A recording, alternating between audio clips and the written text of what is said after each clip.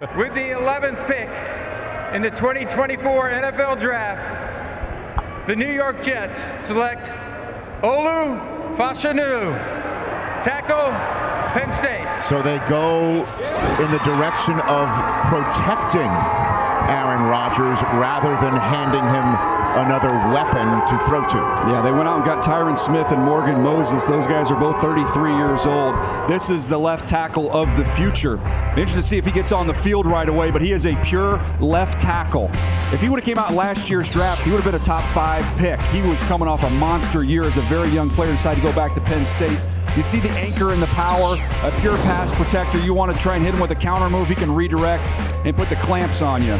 That is his calling card. In the run game, you want to see him be a little more consistent. It was more seal and wall off than really power guys and finish guys, but there was improvement in that area in 23 compared to 22. And remember, they picked up Tyron Smith.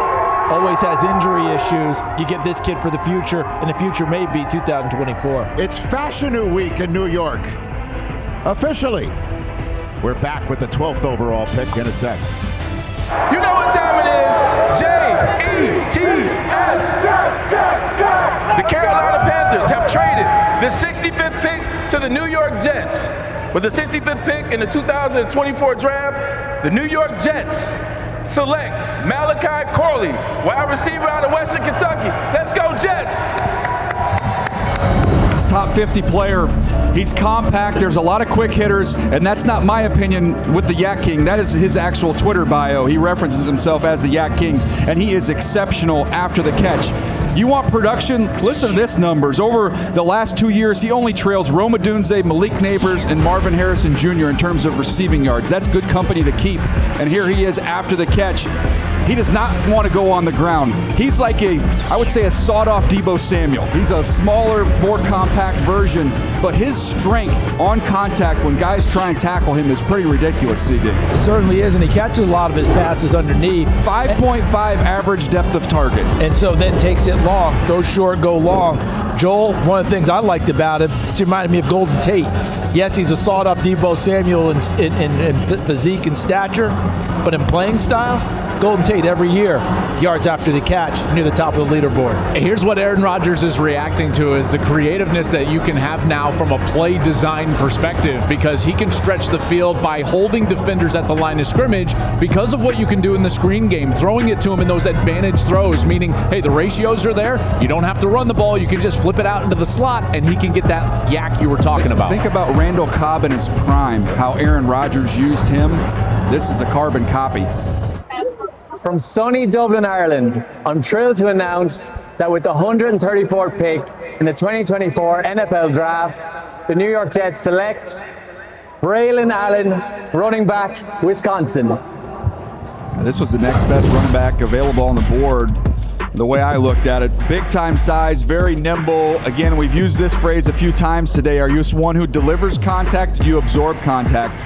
He runs a little bit upright, but he's very strong and powerful, CD. So when guys hit him, they just kind of bounce off of him. Yeah, no doubt about it. Time for a player comparison presented by Homes.com. We've done your homework. And my comp for Braelon Allen is a big runner in Green Bay, came out of Boston College. You talk about somebody who can rumble. A.J. Dillon. All right. And you know, you're talking about the absorbing contact. The one criticism I've heard about Braelon Allen is some scouts and people want him to run to his size even more.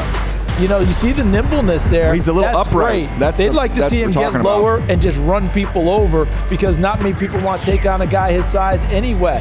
But A.J. Dillon, he has no problem with doing that and adding the nimbleness as well. So I see the comp very, very well. Wisconsin, Green Bay guy, even though Dillon came out of Boston College. Okay, already they're good. There you go. Ready to get into the weight room and get after it. Look at the comp. You know, that means we'll be hearing from Saquad soon, won't we? Yeah, When will Saquad want to get in on this? Yeah, he'll want to get. Interesting with the Jets. I mean, Allen was awesome 2 years ago. That was his big breakout season. But you have Breece Hall, and they love Izzy Abanikanda, who they took last year out of Pitt, the Brooklyn kid. So this is now a third running back into the room. Remember, they traded Michael Carter during the season. Yeah, but when you look at that tree, different types. When you look at the Shanahan-McVay tree, they have a stable of backs. Right. All those teams in that tree, just they want to keep guys fresh and keep them rolling Different through. types of running backs, Yeah, too. different body types, different styles, and they plug them in and play them. All right. With the 171st pick in the 2024 NFL Draft, the New York Jets select Jordan Travis, quarterback, Florida State.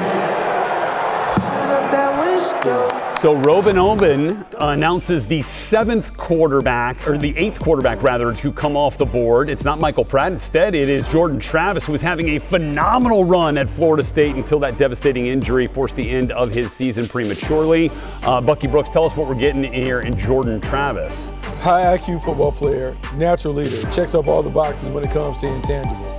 This is a guy that had Florida State on track, and he did it after overcoming some adversity. Everything wasn't going his way very early in his career, figured it out, found a way to be a better player and a better leader.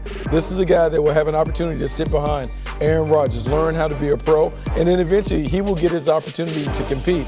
The main thing about him going to New York, he will never necessarily need to be the playmaker. They have the weapons around him that will allow him to be the game manager. He just needs to be a pass-first point guard on an offense that has a lot of weapons. This may be the steal of the draft because you get a guy that can sit behind Aaron Rodgers but not be kind of like Zach Wilson, the number 2 overall pick, a distraction. Why isn't this guy playing? Why are you doing this?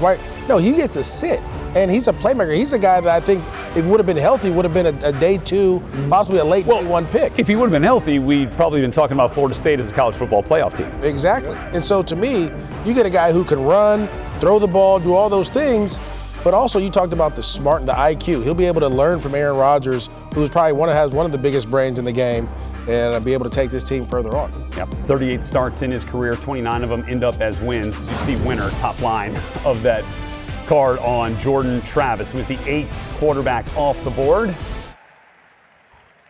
With the 173rd pick in the 2024 NFL Draft, the New York Jets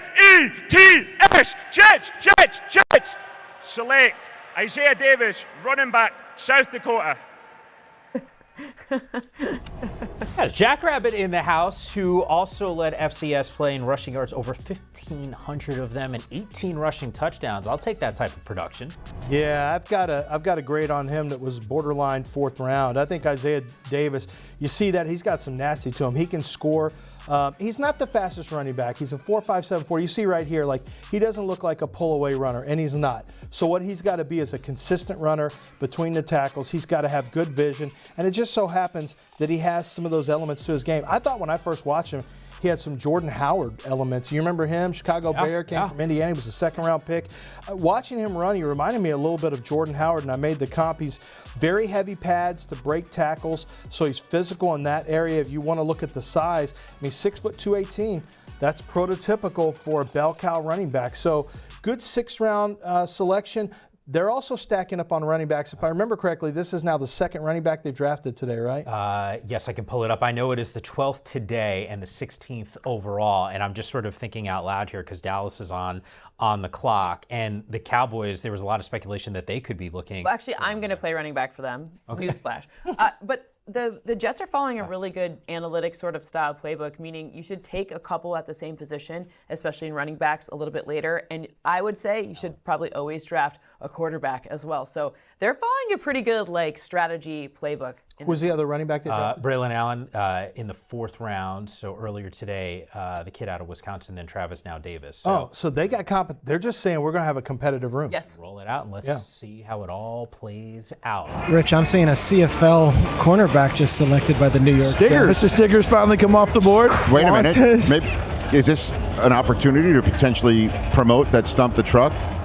Is coming up. This is what I see. Do we have Qwan'tez? The question, 100%. No, you got CFL tape, but the question is, do you have tape from Lane College? How about the fan-controlled football league you want? I mean, let's. I want to see the fan-controlled football league video. Here we go, Qwan'tez Stiggers. Here we go. All right. He's got a ton of production. Is this fan-controlled or CFL? That looks like CFL. There's too many people in the stands for that to be fan-controlled football. That looks like just look at the end zone. You can see that's a CFL. All right. He had a ton of production. Oh, even got spot shadow, CFL spot shadow. With the 257th pick in the 2024 NFL Draft, the New York Jets select Jaylen Key, a defensive back from Alabama. Good luck, Mr. Irrelevant. All right. Let's glow Jets. Woo!